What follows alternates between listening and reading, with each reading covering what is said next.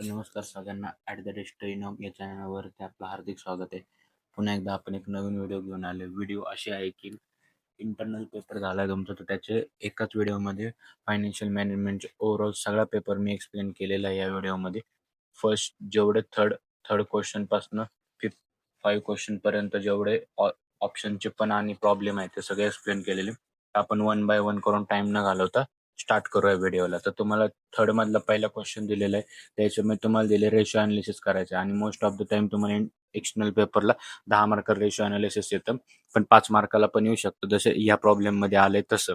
तर काय दिलंय तुम्हाला, ही बॅलन्स शीट दिलेली. बॅलन्स शीटमध्ये तुम्हाला माहिती आहे असेट साईड असते, तर ही लायबिलिटी साईड आहे आणि ही असेट साईड आहे. तर त्याच्यामध्ये तुम्हाला काय काय आयटम दिले तुम्ही बघू शकता.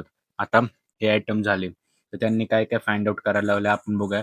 कॅल्क्युलेट तुम्हाला काय काय करायला लावले. करंट असेट रेशो कॅल्क्युलेट करायला लावलेलं आहे, फिक्स असेट रेशो कॅल्क्युलेट करायला आणि debt to equity ratio calculate करायला लावलेले आहे. ओके, आणि तुम्हाला इन्फॉर्मेशन सगळी दिलेली आहे. तर आपण one by one ratio calculation करून घेऊया. ओके, पहिल्यांदा दिले रेशो अनालिसिस, करंट रेशो. आता तुम्ही माझी व्हिडिओ याच्या आधीचे व्हिडिओ बघितला असेल, तर माझ्या व्हिडिओ मी आतापर्यंत रेशो अनालिसिसच्या 4 ते 5 6 प्रॉब्लेम मिनिमम एक्सप्लेन केलेले. तर तुम्ही त्या 6 व्हिडिओ बघितला, तुम्हाला हा प्रॉब्लेम काहीच अवघड नसता वाटलं. खूप प्रॉब्लेम हा सोपा आहे. त्याच्यामुळे तुम्हाला 12 मार्काला क्वेश्चन तुम्हाला 6 मार्क तर आरामात भेटले असतील. त्यामुळे माझ्या ज्या व्हिडिओ आहेत त्या आधीच्या, तर तुम्ही बघा. त्याच्यामुळे तुम्हाला नक्की कळेल की कसं सोडवायचं, काय करायचं. त्याच्यामध्ये मी ब्रीफ याच्यामध्ये कोणकोणते आयटम येतात, काय येतात ते पण एक्सप्लेन केलेले आहे. त्यामुळे त्या व्हिडिओ जाऊन नक्की बघा. त्याची तुम्हाला प्लेलिस्टमध्ये व्हिडिओ भेटून जाईल सगळ्या. आपण आता चालू करूया वेळ न घालवता या व्हिडिओला. Ratio analysis. पहिलं काय, रेशो कॅल्क्युलेट करायचा. कोणता, करंट असेट. करंट असेटचा फॉर्म्युला आहे करंट रेशो. त्याचा फॉर्म्युला आहे करंट असेट आपण करंट लायबिलिटी. ओके, आता करंट असेट, तर तुम्ही मेन्शन की याच्यामध्ये कोणकोणते करंट असेट आहे. तर बिल्डिंग आपली फिक्स असेट आहे, प्लांट ही आपली फिक्स असेट आहे, मशिनरी पण आपली फिक्स असेट आहे, आणि इन्व्हेस्टमेंट इन लॉंग टर्म ही कोणत्या असेट आहे तुम्ही कमेंट करून सांगा. Long term in short term असतील, sorry investment in short term असते, तर ते आपली करंट असेट झाली असते. लॉंग टर्म काय हे तुम्ही कमेंट करून सांगा. ओके, आणि त्याच्यानंतर आपल्याला इथं खाली नावच दिलेलं आहे. करंट असेटमध्ये कोणकोणते येतात, स्टॉक, डेटर्स आणि कॅश इन हँड. आपण टोटल केली बघू शकता. स्टॉकची व्हॅल्यू आहे 4,25,000, 4,25,000. नंतर डेटरची व्हॅल्यू आहे 1,90,000. त्याच्यानंतर इथं घेतले 1,90,000. त्याच्यानंतर कॅश ॲट बँकची व्हॅल्यू आहे 6,10,000, 6,10,000. याची टोटल केली तर टोटल येते 12,25,000. ओके, सेम आपण करंट लायबिलिटीचं करायचं असतं. करंट लायबिलिटी आपल्याला डायरेक्ट दिले. या प्रॉब्लेम एवढा सोपा आहे की याच्यामध्ये तुम्हाला डायरेक्ट दिलेले आहे की करंट लायबिलिटीमध्ये कोणकोणते आयटम आहे, करंट असेटमध्ये कोणकोणते आयटम आहे. फक्त त्याचे तुम्हाला येऊन टोटल करायचे आणि तुम्हाला ते सॉल्व्ह करायचा आहे प्रॉब्लेम. ओके, करंट असेट दिले तुम्हाला, सन्ड्री क्रेडिटर्स, बिल्स पेएबल आणि बँक ओव्हरड्राफ्ट 2 लाख, 1 लाख आणि 1,50,000. बघू शकता तुम्ही याच्यामध्ये 4,50,000 झाली. ओके, तर त्याच्यानंतर तुम्हाला फॉर्म्युला काय, करंट असेट आपण करंट लायबिलिटी. करंट असेट किती, 12,25,000 डिवायडेड बाय 4,50,000. तर उत्तर येतं 2.72:1. आता रेशो असलं तर 1:1 लिहिणं हे कंपल्सरी, त्याला मार्क आहे. आणि 1 नसलं तर तुम्हाला टाइम लिहिणं त्याच्यासमोर. आता तुम्हाला हे बघा, मी इथं टाइम लिहिले, हे टाइम शब्द लिहिणं हे इम्पॉर्टंट आहे आणि याला मार्क आहेत. त्यामुळे विचार करून लिहा की काय करायचं काय नाही ते. ओके, आणि आम्हाला तुम्हाला बघा इथे विचारले calculating the interpret of ratio. तुम्हाला इंटरप्रिटेशन पण लिहायचे त्या रेशोचं. तर बघू शकता आता मी इथं लिहिलेलं आहे शॉर्टमध्ये. काय लिहिलंय तुम्ही वाचू शकता, की म्हणजे जे वरती सॉल्व्ह केले तर माझा असाच रेशो होता. आता तुम्हाला मी वाचून सांगतो. Okay, the current ratio is the 2.71:1, which show the company has good short-term solvency and sufficient current asset to pay current liability. आता तुम्हाला जे हे इंटरप्रिटेशन सॉल्व्ह केले ते फक्त लिहायचे तुम्ही. ओके, तुम्ही बघू शकता हा एक झाला आपला, काय झाला, कोणता रेशो झाला, करंट करंट करंट रेशो झाला. त्यानंतर आपण बघूया आता फिक्स असेट टर्नओव्हर रेशो. तर त्याचा फॉर्म्युला आहे net asset upon fix asset. Net asset आपण म्हणजे सेल्स असतं. सेल्स तुम्हाला इथे दिले, consider has sales in 30 lakh rupees. तुम्ही कन्सिडर केलं 30 लाख. ओके, करंट असेट तुम्हाला दिलेले. आता फिक्स असेट कोणकोणते आहे, बिल्डिंग, प्लांट आणि मशिनरी, ह्या तुमच्या फिक्स असेट आहे. तर तुम्ही त्या ओव्हरऑल टोटल केली तर 14 लाख टोटल आली. मग 13/14 केलं तर 2.14 टाइम. हे तुमचं काय आलं की फिक्स असेटचा रेशो म्हणजे टाइम आलं, किती टाइम येते तर ते आलं. ओके, याचं सेम इंटरप्रिटेशन लिहिलंय, तुम्ही वाचून घ्या. मी 2 मिनिटं पॉज करतो, व्हिडिओ थांबतो, तुम्ही वाचून घ्या काय लिहिलेलं आहे. जे वरती मी लिहिलंय तेच खाली लिहिलंय, दुसरं त्यात काही फरक नाहीये. ओके, आता त्याच्यानंतर आपण बघूया थर्ड.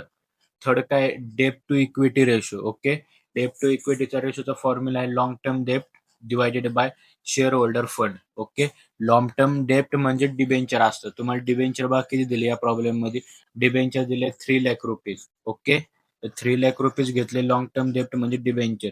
शेअर होल्डर फंड मध्ये येतं share capital, general reserve, reserve fund, profit and loss account, हे सगळे टोटल टोटल करायचे असतील. तर टोटल करण्यासाठी आपण बघू शकतो, आता मी इथे घेतलेले 10 लाख प्लस 9 लाख प्लस 75,000, 19 लाख 75,000 ही टोटल आली. तर त्याला डिवाइड करण्यासाठी 3 लाख डिवाइडेड बाय 19,75,000 केलं तर आन्सर येतं 0.15:1. आता हे आन्सर आलं डेप टू इक्विटी रेशोचं. ओके, सेम त्याचं इंटरप्रिटेशन मी लिहिलेलं आहे.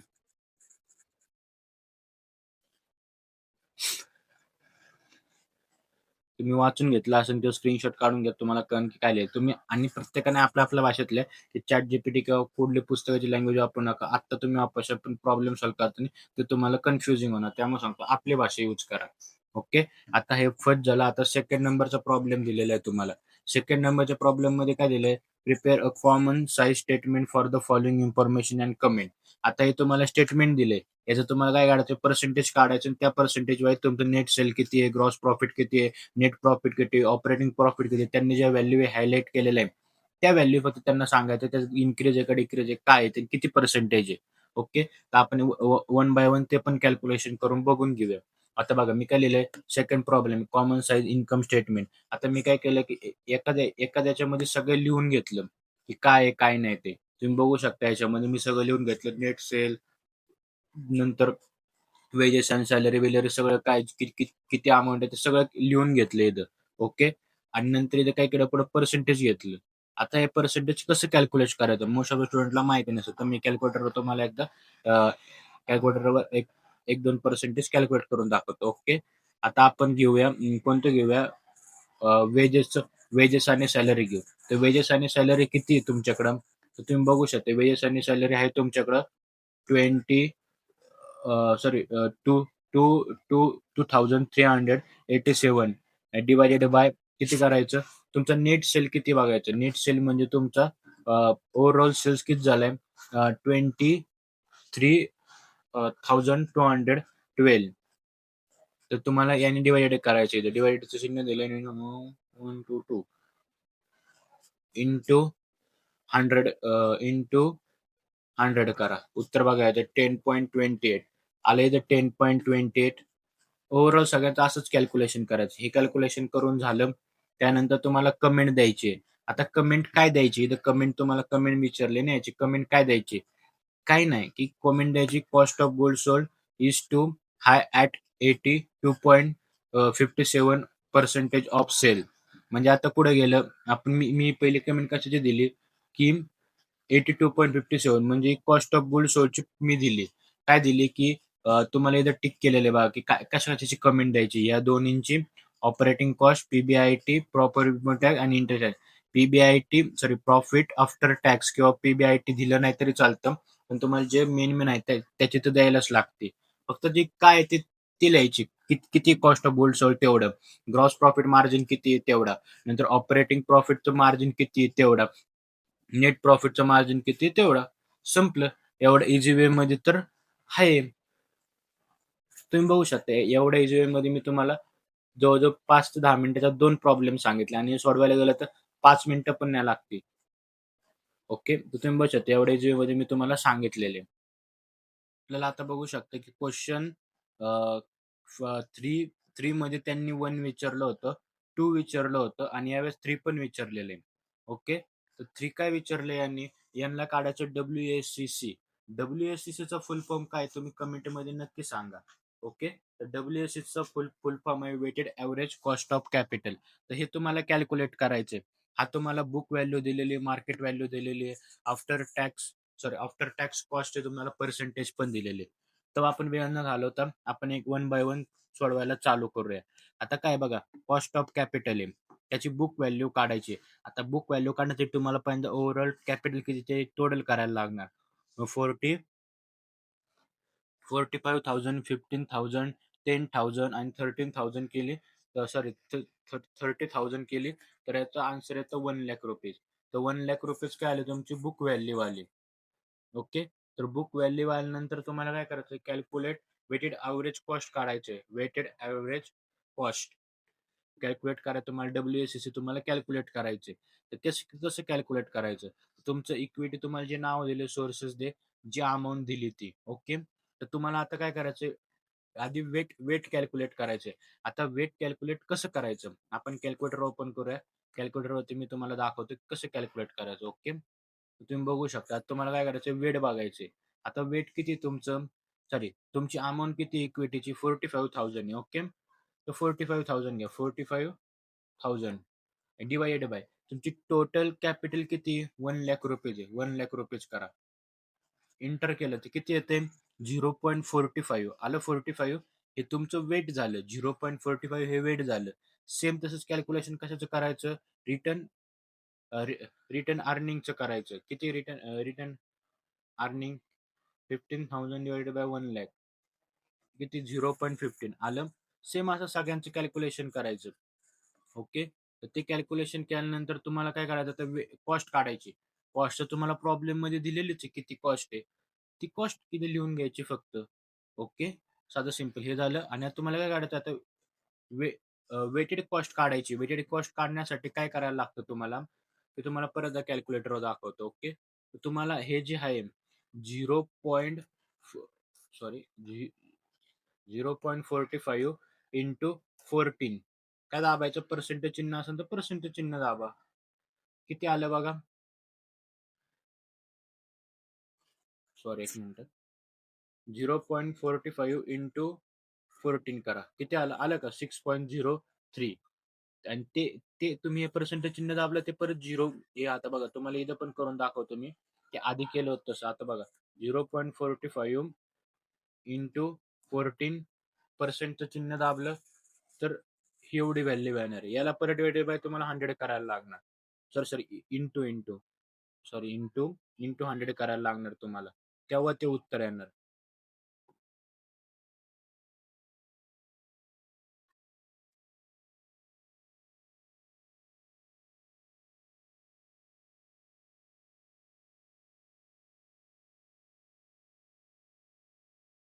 बघू शकता, इंटू 100 केल्यावरती ते येतं. त्यापेक्षा ते पर्सेंटेज चिन्ह दाबायचं ना, डायरेक्ट व्हॅल्यू येईन, ती व्हॅल्यू घ्यायची. 6.3 आलं, मी इथं 30 घेतलं. सेम ओव्हरऑल सगळ्यांची तशीच व्हॅल्यू कॅल्क्युलेट करायची. ओके. समजलं असेल. आता तुम्हाला WACC काढायचे, म्हणजे आपल्याला कंपनी दिलाय बुक व्हॅल्यू ए आणि दुसरी दिली मार्केट व्हॅल्यू. त्याच्यामधली कोणती व्हॅल्यू इफिशियन्सी आपल्याला कळलं पाहिजे ना. तर त्यामुळे काय करायचं, की जी टोटल त्या सगळी टोटल करायची. मग 6.30, 1.95, 1.50 केली तर याची व्हॅल्यू येते WACC 10.75. ओके. आता सेम तसंच कॅल्क्युलेशन बीचं पण करायचं. आता बीचं कॅल्क्युलेशन करण्यासाठी तुम्ही तर बघू शकता, इथं एका याच्यामध्ये आर त्यांनी दिलेलंच नाहीये. ओके. नाही दिला, नाही घ्यायचा, नील घ्यायचा. आता तुम्ही मशीन इथं रेश आहे म्हणून मी नील घेतलाय. तर तुम्हाला कॉलेजमध्ये सांगितलं किंवा पेपरमध्ये सांगितलं नाही, इथं 50,000 ते 50,000 तिकडे घ्या, तुम्ही त्याने कॅल्क्युलेशन करू शकता. मी नाहीये म्हणून डायरेक्ट इथं नील घेतलेले. आणि सेम कॅल्क्युलेशन करायचं. आता कसं करायचं परत आता सांगतो तुम्हाला, वेटेडचं कॅल्क्युलेशन कसं करायचं. ओके. तुम्ही बघू शकता, आता आपल्याला काय करायचं, वेट काढायचे. वेट काढण्यासाठी काय करायचं, आपली व्हॅल्यू किती, इक्विटी 90,000 डिवायडेड बाय किती तुमचं हे किती टोटल कॅपिटल, 1,30,000 किती आलं, 0.6923 आलं. ती व्हॅल्यू डायरेक्ट मी इथे घेतली. असं ओव्हरऑल सगळ्यांचे कॅल्क्युलेशन करायचे. हे तुम्हाला कॉस्ट दिलेली आहे आणि तुम्हाला 9.69 व्हॅल्यू कशी काढायची इथं तुम्हाला माहितीच. या दोन्हींचं इंटू केलं तर ती व्हॅल्यू निघून जाते. ओके. आणि ते झाल्यानंतर तुम्हाला काय काढायचं, पण WACC काढायचं. WACC म्हणजे काय आहे सांगा, weighted average cost of capital आहे. तर ते कॅल्क्युलेट करण्यासाठी काय करायचं, जी टोटल आहे वेटेड कॉस्टची टोटल करायचं, उत्तर येतं 11.35%. इथपर्यंत तुम्हाला कळलं असेल. तर आता आपण हे झालंय, आता आपण त्याच्यानंतर पुढचं बघूया. ओके. त्याच्यानंतर तुम्हाला काय दिलंय की क्वेश्चन 4 दिलाय की एनी सॉल्व्ह वन. आता याच्यामध्ये पण तुम्हाला दोनच्या दोन्ही मी सॉल्व्ह करून दाखवले. तर वन बाय वन आपण टाइम न घालवता ते पण बघूया. ओके.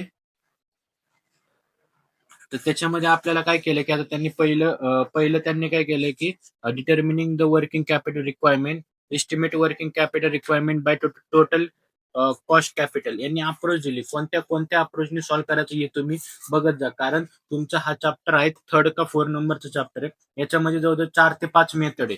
त्या वेगवेगळ्या मेथडने प्रत्येक वेगवेगळ्या मेथडने सोडवायला लागतं. त्यामुळे कोणत्या मेथडने सोडवायचं हे तुम्हाला कळलं की तुम्ही कशाने. आता आपल्याला की कोणती मेथड दिली त्यांनी, टोटल कॉस्ट अप्रोच दिलेली आहे. टोटल कॉस्ट अप्रोच दिली. ओके. आपल्याला त्यांनी बजेट प्रिडिक्शन दिले किती 26,000 युनिट दिलेले पर अॅन्युअली.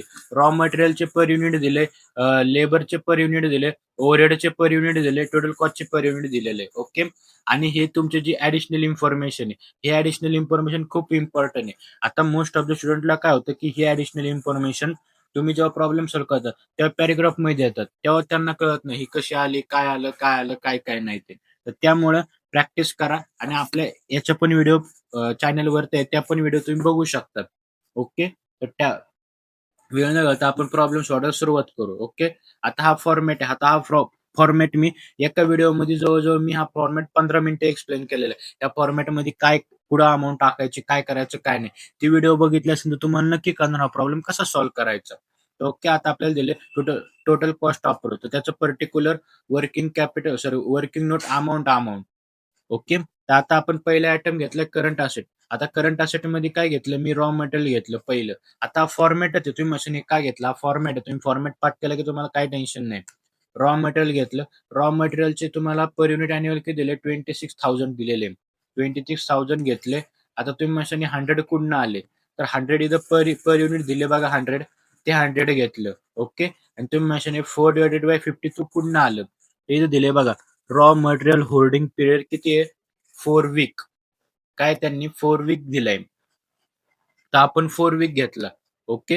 इथं 4 वीक घेतला आणि तुम्ही मशीन 52 पूर्ण आलं, तर कसं असतं की याच्यामध्ये 42 आणि 52 असतं या चॅप्टर मध्ये सॉल्व्ह करताना. तर बघा मी इथे लिहिलेलं आहे ऍज्युम इन वीक इन 52. कळलं तुम्हाला. जे तुम्ही अजून करशाल 42 अजून केले तरी तुमचं उत्तर बरोबर आहे, 52 अजून केले तरी तुमचं उत्तर बरोबरच आहे.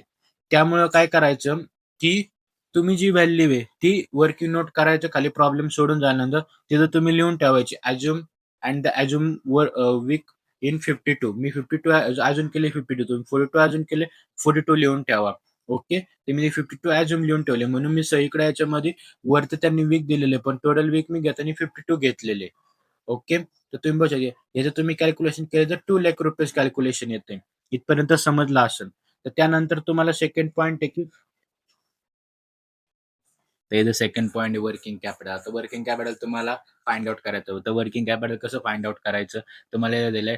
त्या वर्किंग कॅपिटल मध्ये काय कोणकोणते आयटम येतात, raw material, direct labour, direct overhead, एवढे 3 मटेरियल येतात. ओके. तर ते कॅल्क्युलेशन कसं करायचं, आता तुम्हाला रॉ मटेरियल दिले, तुम्हाला टोटल युनिट किती दिले, 26,000 दिले. 26,000 इंटू तुम्ही 2 कुठनं आलं, इथं दिले बघा वर्किंग प्रोसेस होल्डिंग पिरियड 2 दिलाय. ओके. 2 डिवायडेड 52 कसं येतं ते तुम्हाला माहितीच आहे. इथं मी ऍझ्युम केलंय 52 वीक म्हणून इंटू 100. आता पैशाने 100 कुठनं आलं, तर हे 100 इथून आलं की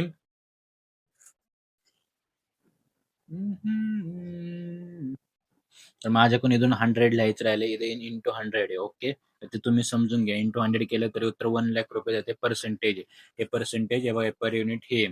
ओके. तर ते नाही लिहिलं तरी चालतं, लिहिलं कारण इथं व्हॅल्यू तशी पण आपण हेच केलेली, नका लिहू वाटलंच तर काय टेन्शन नाही. ओके. त्यानंतर सेकंड नंबरला डायरेक्ट ओव्हरहेड, सॉरी डायरेक्ट लेबरचं अमाऊंट आहे 26,000 युनिट दिलेले. आता हे 50 कुठनं आले बघा, हे 50 लेबरचे युनिट दिलेले 50 घेतले इंटू 2 डिवायडेड बाय 52. जिथं तुम्हाला माहिती आहे, इथं तुम्हाला वर्क इन प्रोग्रेसचं होल्डिंग पिरियड दिलं 2 इंटू 48,000 डिवायडेड बाय 2. तर ते झालं. आता तुम्ही माणसाने 150 आणि इथं 50 कुठनं घेतले, तर कसं असतं की working capital work in progress तुम्हाला क्वेश्चन मध्ये दिलेला असन तर अजूम करा 50-50-50 किंवा 100-100 किंवा 100-50-50, तर ते अजूम करायचं. नसन दिलं तर आपण अजून काय करतोय बघा, व रॉ मटेरियल असतं ते 100% आपण ॲझ्युम करतो. नंतर डायरेक्ट लेबर हे 50% ॲझ्युम करतो आणि डायरेक्ट ओव्हरहेड हे 50% ॲझ्युम करतो. हे तुम्हाला क्वेश्चन मी दिला असेल तर ते घ्यायचं, नसेल दिलं तर तुम्हाला ॲझ्युम करायला लागतं. त्यासाठी वर्किंग नोटमध्ये लिहावं लागतं ॲझ्युम. त्यासाठी बघा मी इथं तिन्ही पण लिहिलेले ॲझ्युम. ओके. तर सेम ओव्हरहेडचं पण करायचं. ओव्हरहेडचं कॅल्क्युलेशन केल्यावर उत्तर येतंय 50,000. ओके. ₹15,000 येतंय. त्याची टोटल काय टोटल येते 1,40,000 ती डायरेक्ट बाहेर घेतली. आता आपल्याला फिनिश गुड थर्ड नंबरचा आयटम आहे finish good. Finish good calculation करण्यासाठी आपल्याला युनिट दिले 26,000 युनिट आहे. ओके. इथे 26,000 युनिट दिलेले आहे. त्यानंतर आपल्याला काय करायचं तुम्ही म्हणशाल 180 कुठून आलं. आता कसं असतं की टोटल कॉस्ट दिली इथे टोटल कॉस्ट बघा किती 190 दिलेली आहे.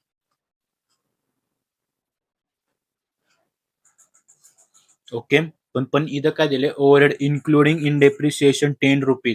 आता हे ₹10 डेप्रिसिएशन याच्यामध्ये इन्क्लुडिंग आहे. तेव्हा त्याची अमाउंट आहे 190.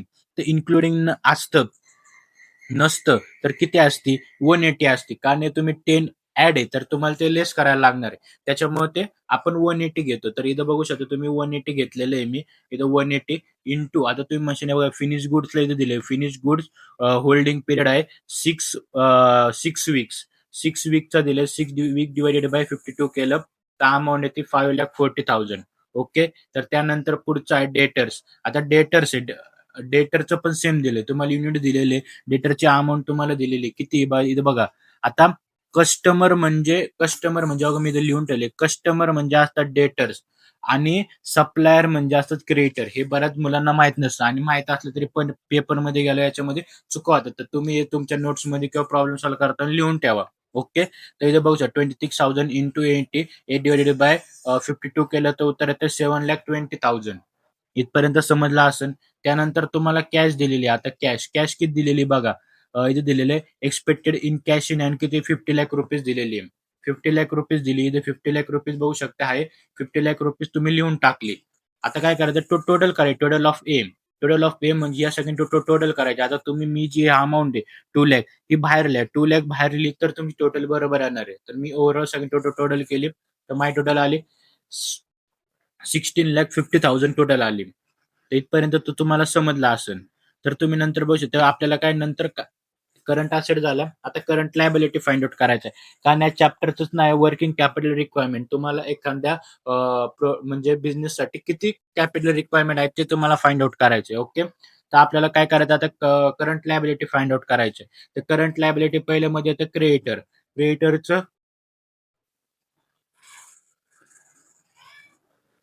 जे युनिट आहे, जे टोटल युनिट आहे ते तर सेमच आहे 26,000. ओके. आता तुम्हाला सांगतो लक्षात कसं ठेवायचं याची टेक्निक काय ते सांगतो. ओके. तर इथे रॉ मटेरियल दिलेलं आहे. आता याचं इथं पुढे इथून इंटू 100 लिहा कारण ते वरचं 100 मी लिहिलेलं नाही लक्षात नाही राहिलं माझ्या सॉरी. इथं पण 100 लिहा. उत्तर तर सेमच आहे कारण ते पर्सेंटेमध्ये हे पर्सेंटमध्ये हे 100% आहे आणि ते ₹100 आहे. ओके. तर उत्तर येताना सेमच येणार तेवढंच उत्तर येणार आहे. ओके. तर तुम्हाला दाखवू शकतो हे बघा हे ₹100 लिहायचे आणि ही जी व्हॅल्यू आहे तर ही आपण अजून काय केलेली इथं पण पर्सेंटेज लिहायचं राहिलं सॉरी इथं पर्सेंटेज लिहून घ्या. ही पर्सेंटेजची व्हॅल्यू आहे 100% 50% 50%. ओके. इथपर्यंत समजलं असं. आता हे 52 डिवायडेड बाय 5 डिवायडेड 52 कुठं आलं सप्लायर म्हणजे क्रिएटर 5 डिवायडेड बाय 52. ओके. ते आलं इंटू 100. आता काय इथं काय असतं की जी रॉ मटेरियलची अमाऊंट असती सॉरी जी पर्सेंटेज जी अमाऊंट असते ही जी व्हॅल्यू तुम्हाला इथे भेटलेली ही रॉ मटेरियल लेबलची ओव्हरहेडची तीच तुम्हाला खाली वापरायला लागते कुठं क्रिएटर मध्ये आउटस्टँडिंग वेजेस मध्ये आउटस्टँडिंग ओव्हरहेड मध्ये. ओके. तर बघू शकता इथे मी 100 घेतलं 2,50,000 आलं. ओके. तर 26,000 इंटू 50 आता 50 कुठं आलं 50 रॉ मटेरियलचं 50 आलं इंटू 1 डिवायडेड बाय 25 सॉरी 52 हे कुठं आलं इथे बघा lack in period of wages sorry lack in period of wages 1 week दिलेले 1 वीक म्हणजे 1 डिवायडेड बाय 52 आलं सेम 25,000 उत्तर आलं. आउटस्टँडिंग ओव्हरहेड पण सेमच करायचं. ओव्हरहेड केलं तर 26,000 इंटू 30 कुठं आलं तर आता हे 40 आहे 40 मधनं 10 मायनस केलं तर 30 येतं. ओके. तर इथं 30 आलं 1 डिवायडेड बाय 52 केलं तर 50,000 उत्तर आलं. इथपर्यंत समजलं असेल. तर टोटल लायबिलिटी बी करायची टोटल लायबिलिटी बी केली तर उत्तर येतं 12,90,000. आता 12,90,000 आला. आता आपल्याला काय फाइंड आउट करायचं, वर्किंग कॅपिटल फाइंड आउट करायचे. नेट वर्किंग कॅपिटल किती, तर कसं करायचं असतं, current asset minus current liability. आता करंट असेटची टोटल आहे 6,50,000 मायनस 2,90,000. तर ती मायनस केली तर बघू शकतो नेट वर्किंग कॅपिटल मी लिहिलेले ते मायनस केलं तर येतं 13,60,000. इथपर्यंत समजलं असेल. Okay. Plus 5% contingency 5% contingency margin. आता मोस्ट ऑफ द स्टुडंट इथं चुकतात, की काय करतात, ते जी लायबिलिटीची अमाऊंट आहे तुम्ही जवळ जवळ लिहिलं तर तुम्हाला या अमाऊंट काढताना चुकणार आहे. तर तुम्ही याच्यावर काढतात, याच्यावर नाही काढायचं. जे नेट वर्किंग कॅपिटल त्याच्यावरती 5% काढायचं. आता मी तुम्हाला काढून दाखवतो, एक मिनिट. आता काढतो. 13,60,000 इंटू 5% तुम्हाला काढायचे. तर बघू शकता 68,000 उत्तर आलं. 68,000 उत्तर आलं. मी लिहून टाकलं इथे 68,000. आता वर्किंग कॅपिटल रिक्वायरमेंट, किती वर्किंग कॅपिटल रिक्वायरमेंट आहे, net working capital plus contingency margin केलं तर तुम्हाला वर्किंग कॅपिटल निघणार आहे. तर उत्तर येते 14,28,000. तर हे तुमचं झालं वर्किंग कॅपिटल रिक्वायरमेंट. तर तुम्ही बघू शकता मी एवढ्या इझी वे मध्ये हा प्रॉब्लेम सांगितला, आणि हा problem most of the time येतो, अशा प्रकारचा प्रॉब्लेम येतो.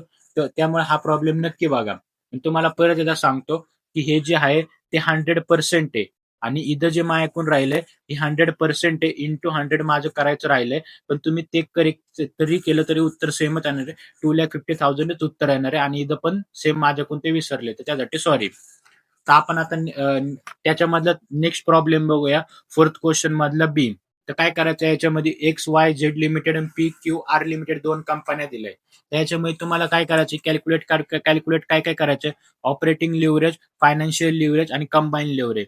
तर सगळ्यांना एक नंबर विनंती आहे, एवढा व्हिडिओ झाला, व्हिडिओ आवडला असेल, तुमच्यासाठी युजफुल असेल, तर प्लीज आपल्या व्हिडिओला लाईक करा. आपल्या व्हिडिओ, या व्हिडिओचं टार्गेटचं लाईक आहे 50 लाईक टार्गेट करून टाका प्लीज, लवकरच्या लवकर, आणि मग पूर्ण व्हिडिओ बघा. तर त्यासाठी व्हिडिओला लाईक, शेअर आणि सबस्क्राईब आपल्या चॅनलला करून ठेवा, कारण याच्या पुढचे पण व्हिडिओ तुमच्या काय म्हणतात की व्हिडिओ तुम्हाला भेटणार इम्पॉर्टंट क्वेश्चनचे आणि प्रॉब्लेमचे सॉल्व्ह केलेले पण व्हिडिओ आपल्या चॅनलला आधीपासून आहेत. तर इथं काय केलं, कॅल्क्युलेट कमेंट इन काय ऑपरेटिंग लिव्हरेज, कंबाईन लिव्हरेज आणि फायनान्शियल लिव्हरेज. तर तुमच्या इंटरनलच्या पेपरला विचारलं होतं की क्वेश्चन ऑपरेटिंग लिव्हरेज म्हणजे काय, कंबाईन लिव्हरेज म्हणजे काय. तुम्हाला असा क्वेश्चन विचार टाईप ऑफ लिव्हरेज, तर त्याचे 3 टाईप आहे, operating leverage, financial leverage, combine leverage. आणि तुम्ही माझ्या आधीच्या थिअरीच्या व्हिडिओमध्ये बघितलं तेव्हा पण मी तुम्हाला हा क्वेश्चन दिला होता, टाईप ऑफ लिव्हरेजेस. मी जेवढे क्वेश्चन दिले होते की तेवढे ट्रेंड अनालिसिस म्हणजे काय, ते तुमचे सगळे 5-5 मार्काला आलेले. त्यामुळे 5 मार्काला, 2 मार्काला, आणि प्रॉब्लेम पण आलेले काही काही. त्यामुळे आपल्या चॅनलवरच्या व्हिडिओला इग्नोर करू नका. सगळ्या व्हिडिओ बघा, टाइम जाईल पण तुमच्यासाठी युजफुल काय ना काय असणार आहे, एवढी गॅरंटी माझी आहे. तर तुम्ही हा व्हिडिओ न घालता हा प्रॉब्लेम सोडवायला चालू करूया. तुम्ही बघू शकता मी इथं आता क्वेश्चन 4 मधला बी आहे. इथे एक्स वाय झेड लिमिटेड लिहिले, इथं पी क्यू आर लिमिटेड लिहिले. आता पहिला फॉर्म्युला आहे ऑपरेटिंग लिव्हरेज. ऑपरेटिंग लिव्हरेजचा फॉर्म्युला आहे कॉन्ट्रीब्युशन मायनस ईबीआयटी. ओके. आता तुम्ही बघू शकता इथं कॉन्ट्रीब्युशन दिले 3,50,000, इथं ईबीआयटी दिले 2,50,000. तर केलं 3,50,000 डिवाइडेड बाय 2,50,000, तर आन्सर येतं 1.4. आलं एवढं. सेम तसं काय, सेम तसं सेकंड कंपनीचं पण करायचं, पी क्यू आरचं पण करायचं. ऑपरेटिंग लिव्हरेज आपण ईबीआयटी, तर ऑपरेटिंग लिव्हरेज किती आहे, 4,00,000 डिवाइडेड बाय 4,00,000 डिवाइडेड बाय 3,00,000. केलं तर उत्तर किती येतंय, 1.33. हे तुमचं काय झालं, दोन यांचं ऑपरेटिंग लिव्हरेज आलं. आता तुम्हाला फायनान्शियल लिव्हरेज काढायचे. फायनान्शियल लिव्हरेज काढण्यासाठी ईबीआयटी डिवायडेड बाय ईबीटी. तर ते कसं फाइंड आउट करायचं, इथं तुम्हाला कॅल्क्युलेट करून दिलेलं आहे. 2,50,000 divided by 2,50,000 divided by 1,25,000. Okay. तसंच फायनान्शियल लिव्हरेज तुम्हाला करायचं, EBIT divided by EBT 3,00,000 divided by 2,80,000. आता हे कुठं आलं, इथं 3,00,000 दिले डिवायडेड बाय 2,80,000. आन्सर येलं 1.07% किंवा पॉईंट, एवढं उत्तर आलं फायनान्शियल लिव्हरेज. आता फायनान्शियल लिव्हरेज आणि कंबाईन लिव्हरेज, सॉरी, काय करायचं तुम्हाला, ऑपरेटिंग लिव्हरेज आणि फायनान्शियल लिव्हरेज करणार, तुम्हाला कंबाईन लिव्हरेज काढायचे. कंबाईन लिव्हरेज कसं काढायचं असतं, जे तुमचं ऑपरेटिंग लिव्हरेज आहे ते इंटू फायनान्शियल लिव्हरेज. बघू शकता operating leverage into financial leverage केलं, त्याचं उत्तर येते 1.75. सेम PQRचं मेथडचं पण केलं तर 133 इंटू 1.7 केलं तर 1.42 हे तुमचं आलंय PQRSचं. आता याच्यामुळे तुम्हाला काय सांगितलंय त्यांनी की कमेंट द्या. काय कमेंट द्या? फायनल कमेंट मी इथं बघा लिहिलेली आहे. XYZ हॅज हायर हा. त्याच्यानंतर इथं आहे की higher combine leverage. Sorry, video माझ्याकडून पॉज झाली होती. हायर कंबाईन लिव्हरेजेस किती आले? 1.75 आले. आणि PQRSचं लोअर कंबाईन लिव्हरेज किती? 1.42 आहे. याच्यामध्ये एवढंच करायचंय की तुमचं लिव्हरेज किती आले ते फक्त करायचं. आता हायर कोणतं आहे? XYZ कंपनीचं हायर आहे आणि PQR कंपनीचं लोअर आहे. इथपर्यंत तुम्हाला समजलं असेल तर बघा, हा प्रॉब्लेम किती इझी आहे. हा प्रॉब्लेम तुम्हाला आलता 12 मार्काला. एवढा इझी प्रॉब्लेम येतो. त्यासाठी आत्ताच आपला व्हिडिओ आवडला असेल लाईक शेअर करून ठेवा प्लीज. या व्हिडिओला टार्गेट आहे 50 लाईक मिनिमम झाले पाहिजे. आणि काही क्वेरी असेल तर कमेंट नक्की करा. तर आता लास्ट क्वेश्चन दिलेला आहे की तुम्हाला याच्यामध्ये सॉल्व्ह करायचे कॅपिटल बजेटिंग हा टॉपिक आहे. आणि या टॉपिकवरचे व्हिडिओ मी आधीच आपल्या चॅनलवरती अपलोड केले. जवळजवळ 4 ते 5 प्रॉब्लेम मी सॉल्व्ह करून अपलोड केलेले. तर त्या व्हिडिओ तुम्ही एकदा बघा, मग हा प्रॉब्लेम बघा किती इझी आहे. ओके. आता तुम्ही हे काय दिले हे सगळं तुम्ही वाचत बसा. मी टाइम नाही घालवत, डायरेक्ट सांगतो. तुमची इन्व्हेस्टमेंट आहे 4 लाख रुपये. 4 लाख रुपये तुमची इन्व्हेस्टमेंट आहे. तुमचं मशीन आहे ए आणि मशीन आहे बी. ओके, संपलं. आता मोस्ट ऑफ द स्टुडंटला पेपरमध्ये इथं चूक झाली होती की ही जी व्हॅल्यू दिली ही ब्रॅकेटमध्ये दिल्या व्हॅल्यूला काय म्हणायचं मोस्ट ऑफ स्टुडंटला माहिती नसतं. आता ब्रॅकेटमध्ये आपण व्हॅल्यू कधी लिहितो? जेव्हा व्हॅल्यू मायनस मध्ये असते तेव्हा ब्रॅकेटमध्ये व्हॅल्यू लिहितो. ओके. तर त्यामुळे या दोन व्हॅल्यू घ्यायची काही गरज नाही. आणि हे 0 वर्ष आहे, सॉरी 0 आहे. त्यानंतर आपण फर्स्ट इयर पासून चालू करतो. आता आपल्याला काय कॉस्ट ऑफ कॅपिटल दिले त्यांनी 10%. कॅल्क्युलेट त्यांनी काय करायचं? नेट प्रेझेंट व्हॅल्यू कॅल्क्युलेट करायचे, प्रॉफिटेबिलिटी इंडेक्स कॅल्क्युलेट करायचा, IR कॅल्क्युलेट करायचा आणि कमेंट द्यायची. तुम्हाला डिसिजन द्यायचे की तुमची कोणती कॅश फ्लो काय म्हणतात की फायदेशीर आहे, त्याला मिनिमम कालावधीसाठी उपयोगाचा आहे, ए का बी. ओके. आता टाइम न घालवता आपण व्हिडिओला चालू करूया. आपल्याला दिलेले मशीन ए, मशीन बी. आता पहिलं काय फाइंड करायचं? Net present value. Net present value मी काय केलं? जे व्हॅल्यू आहे ते आहे तशा लिहून घेतल्या. ओके. आता पी व्ही फॅक्टर, तुम्हाला पी फॅक्टर कॅल्क्युलेट करायचं आहे. तुम्हाला कॉस्ट ऑफ कॅपिटल किती दिले? 10% दिले. तुम्ही बघू शकता मी इथे लिहून ठेवलेले ब्रॅक साईडला की 1/1.10. तुम्ही हे पाठच करून ठेवा की तुम्ही आता तुम्हाला दाखवतो 1/1.10. आणि तुम्ही ही व्हॅल्यू मोबाईलवर केली तर उत्तर चुकणार आहे. कारण तुम्ही एंटर दाबलं तर बघा, एंटर दाबलं. आता बघू शकता की मी इथे तुम्हाला दाखवतो. इथे माझ्या याच्यावरती बघा काय करायचं? 1/1.10 केलं, इंटू केलं तर उत्तर आलं बघा.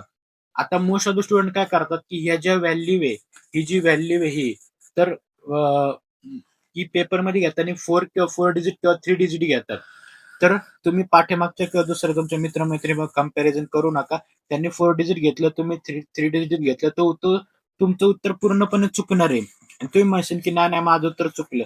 तुम्ही 3 डिजिट घेतलं तरी उत्तर बरोबर आहे, 4 डिजिट घेतलं तरी उत्तर बरोबर आहे. ओके. तुम्ही बघू शकता हे फर्स्ट आलं.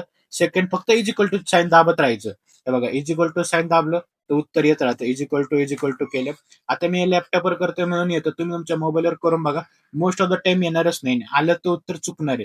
तेव्हा डायरेक्ट कॅल्क्युलेटरचा वापर करा. कॅल्क्युलेटर पेपरला पण अलाउड आहे आणि तुमच्यासाठी उपयोगाचं आहे. ओके.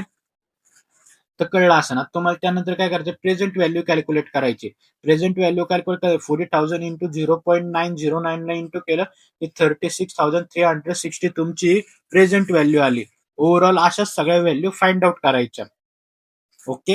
आता इथपर्यंत तर समजलं असेल. नंतर 1,20,000 इंटू 0.826 इज इक्वल टू केलं तर 99,120 येतं. असं सगळ्यांचं ओव्हरऑल कॅल्क्युलेशन करायचं. फक्त यांनी या कॅश फ्लोनी पीव्ही फॅक्टर जे आपण पर्सेंटेज कॅल्क्युलेट केले त्याला इंटू करायचं. ओके. इथपर्यंत झालं. आता इंटू झाल्यानंतर एक टोटल करायची. टोटल कशाची करायची? Present value cash flow total करायची. किती येते? 5,80,000 सॉरी 80,920 ही तुमची काय आली? ही प्रेझेंट व्हॅल्यूची कॅश फ्लो आली. समजलं? तर आता इथून पुढे नंतर तुम्हाला काय करायचंय की बीचं पण सेम कॅल्क्युलेशन करायचंय की तुम्हाला ही जी व्हॅल्यू आहे हे तुम्हाला सेम दिलंय 0.1 10% दिलेले. जी व्हॅल्यू दिली 1,20,000 इंटू 0.90 उत्तर येते 1,09,018. हे सगळे टोटल आहे तशी कॅल्क्युलेशन करायचं. ओके. नंतर ते टोटल करायचं. टोटल किती येते 5,23,018. ही त्याची काय झाली टोटल झाली. ओके. इथपर्यंत तुम्हाला समजलं असेल. आता तुम्ही याच्या आधीच्या व्हिडिओमध्ये बघत असाल तर मी कॅपिटल बजेटिंगचे पूर्ण फॉर्म्युले एक्सप्लेन केले जवळजवळ 12 ते 15 मिनिटं. त्यामुळे ते फॉर्म्युला तुम्ही बघत नसेल तर नक्की बघा तुम्ही. या व्हिडिओच्या डिस्क्रिप्शन मध्ये पण तुम्हाला लिंक भेटेल, मी टाकतो लिंक. तर त्याच्यामध्ये पण तुम्ही बघू शकता या सगळ्या अकाउंट जे टॉपिक आहे त्यांचे सगळ्यांचे व्हिडिओ.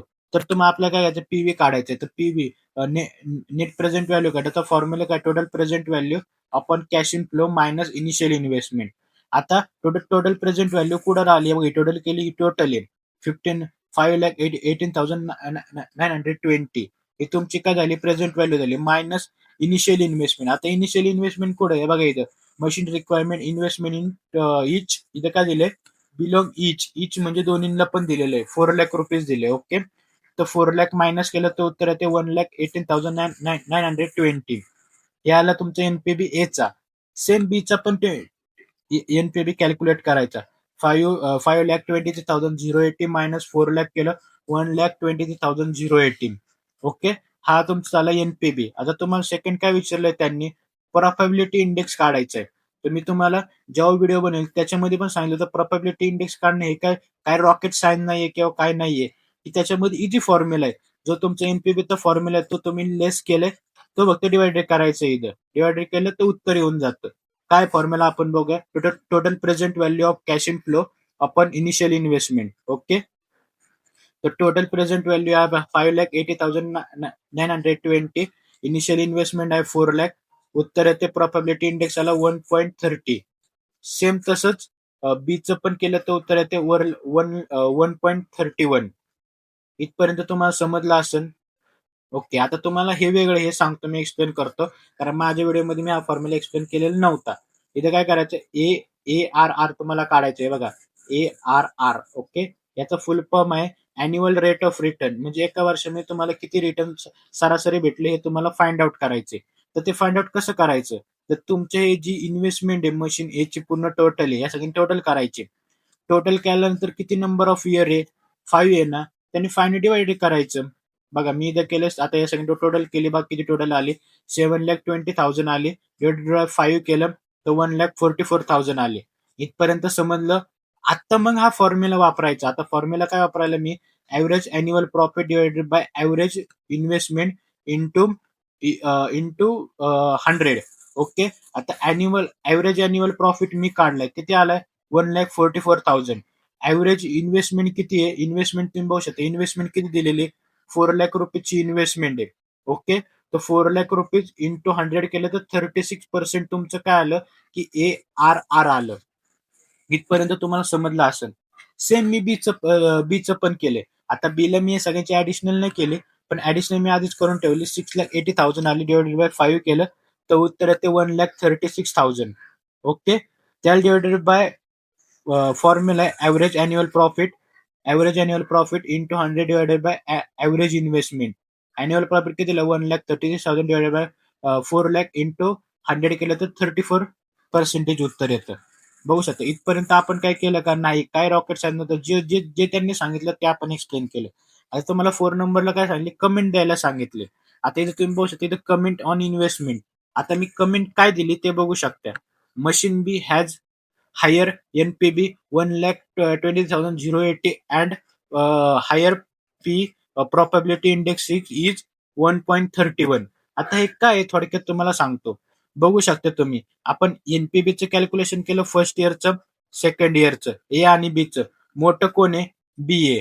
प्रोबॅबिलिटी इंडेक्सचं कॅल्क्युलेशन केलं आणि एचं आणि बीचं मोठं कोण आहे बी ए. तसंच इथं मी जे जे केलंय ते फक्त इथे मी वर्ड मध्ये एक्सप्लेन केले. हीच कमेंट आहे दुसरी काही कमेंट नाहीये. ओके. तर बघू शकता एवढा इझी वे मी तुम्हाला अख्खा प्रॉब्लेम सांगितला. आता 5 नंबरचा प्रॉब्लेम तुम्ही एक्सप्लेन करा. याचा आन्सर मी तुम्हाला खाली लिहून दिलेला. हा थिअरीचा क्वेश्चन आहे. मोस्ट ऑफ द थिअरीचा क्वेश्चन पेपरला येत नाही पण यावेळेस तुम्हाला इंटरनलला दिलाय त्यासाठी पण काय करावं आपल्या स्टुडंटला आन्सर देणं हे माझं काम आहे. तर त्यासाठी मी याचं पण उत्तर तुम्हाला याचे जे हे 2 उत्तरं त्यांनी मागितल्या कन्सेप्ट, याची दोन्हींची उत्तरं मी इथे दिलेली आहे. मी व्हिडिओ 2 मिनिटं थांबतो. तुम्ही स्क्रीनशॉट काढून घ्या आणि रीड करू शकता. नाही कळलं तर कमेंट करा. मी याचं एक्सप्लेनेशन तुम्हाला देईन. पण याच्यामध्ये काही रॉकेट सायन्स नाही. फक्त त्यांनी जी थिअरी दिली आहे, याच्यामध्ये त्यांनी विचारलं की कोणते 3 फॅक्टर आहे तुम्हाला तुम्ही ऍब्झॉर्ब केले आणि कोणते टाईप आहे त्याचं तुम्ही यूज केलेलं आहे. तर हे सगळे मी इथं एक्सप्लेन केलेले की कोणते काय आहे ते फक्त मी लिहिलेले आणि हे लिहिताना आपल्या भाषेतल्या किंवा हे पाठ करून गेले एवढ्या इझी वे मध्ये तुम्हाला कोणी सांगणार नाहीये. तेवढ्या इझी वे मध्ये मी एक्सप्लेन केलेले. ओके. तर 2 मिनिटं मी तुम्ही व्हिडिओ बघून घ्या पूर्ण. मी थांबतोय 2 मिनिटं. ओके.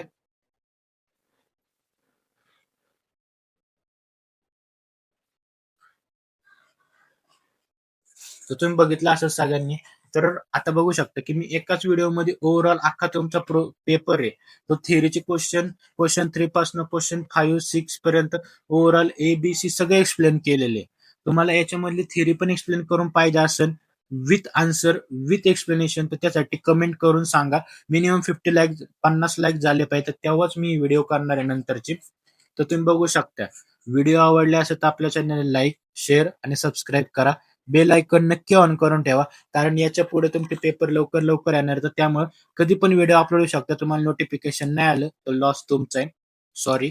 भेटूया आपण नेक्स्ट व्हिडिओ मध्ये. तोपर्यंत बाय बाय.